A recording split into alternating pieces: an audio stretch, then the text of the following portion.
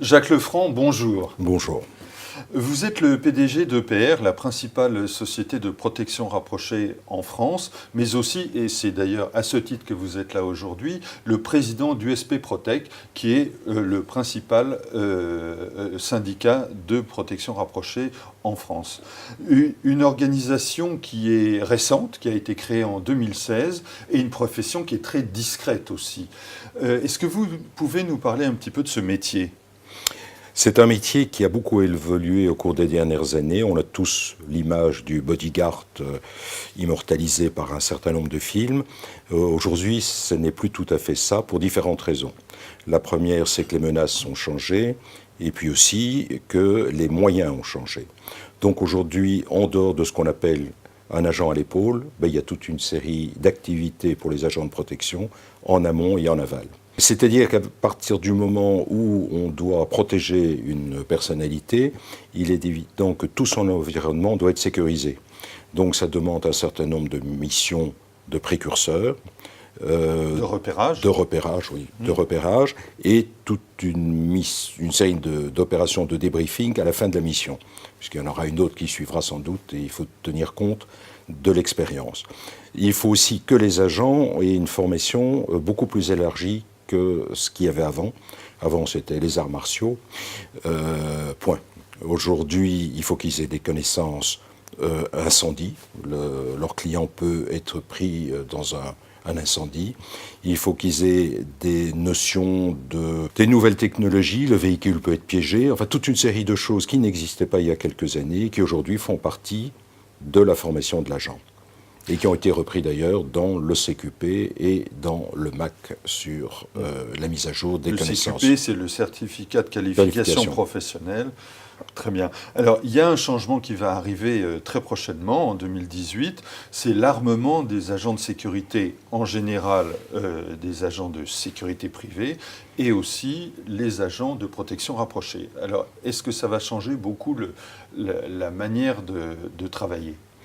Alors c'est un problème très important, mais qu'il ne faut pas non plus exagérer parce que ça ne concerne quand même pas un nombre énorme d'agents. Oui, combien il y a d'agents de protection rapprochée en France ? On est passé il y a 5 ans de 1000 agents ayant une carte de protection à peu près 16 000 agents.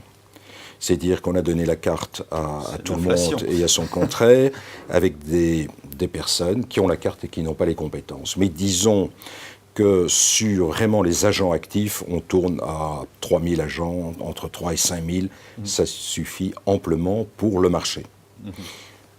Et donc alors cet armement, cette possibilité d'armer les agents de protection rapprochés va en fait mettre la France au même niveau que les autres pays en matière de réglementation ? Alors ce n'est primo l'armement en général pour des personnes qui ne font pas partie des services publics. Ne fait pas partie de la culture française. Donc, c'est déjà un peu compliqué. Aujourd'hui, on considère que ça va toucher 200 à 300 agents. Maintenant, si la menace s'intensifie, il est évident que les demandes seront plus importantes. Mais la demande prendra toujours du temps.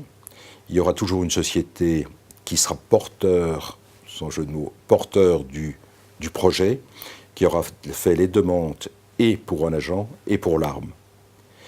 Et ce n'est pas parce qu'on a les autorisations pour l'agent et pour l'arme qu'on a l'autorisation de prendre un marché. Il faudra une nouvelle autorisation pour mettre en adéquation l'arme et l'agent. Donc c'est un peu lourd et contraignant, mais je crois que c'est le gage de la sécurité et de la pérennité du système. Très bien. Alors USP Protec a sorti un livre blanc il y a quelques temps avec quelques propositions. Est-ce que vous pouvez nous en parler un petit peu ? Alors d'abord, pourquoi a-t-on sorti un livre blanc ? Parce qu'on s'est rendu compte que personne ne connaissait vraiment la problématique du métier et tous les problèmes du métier. Nous sommes aujourd'hui régis par la Convention collective des métiers de la sécurité, c'est en gros la surveillance humaine, donc le gardiennage. Convention collective qui ne correspond absolument pas à nos besoins. Nous allons faire une série de propositions pour essayer que nos agents puissent travailler dans toute légalité et avec une convention qui leur est propre. Nous discutons actuellement avec les syndicats de salariés et je dirais que tout le monde est attentif à cette modification. Ça, c'est la principale. Non. L'autre chose, c'est que jusqu'à présent, nous avions 2 lignes pour définir le métier. L'activité de protection physique des personnes est exclusive, mais comme on ne sait pas ce que c'est que l'exclusivité, c'est un petit peu compliqué. Et 2, les agents de protection physique des personnes, ancienne version, ne seront pas armés. Et aujourd'hui, on nous a rattachés à l'exemple habituel. S'il y a un besoin, on peut faire une demande. Mais c'est un peu court pour définir un métier. C'est sûr. Très bien, Jacques Lefranc, je vous remercie et puis je vous dis à bientôt. À très bientôt. Merci. Au revoir. Au revoir.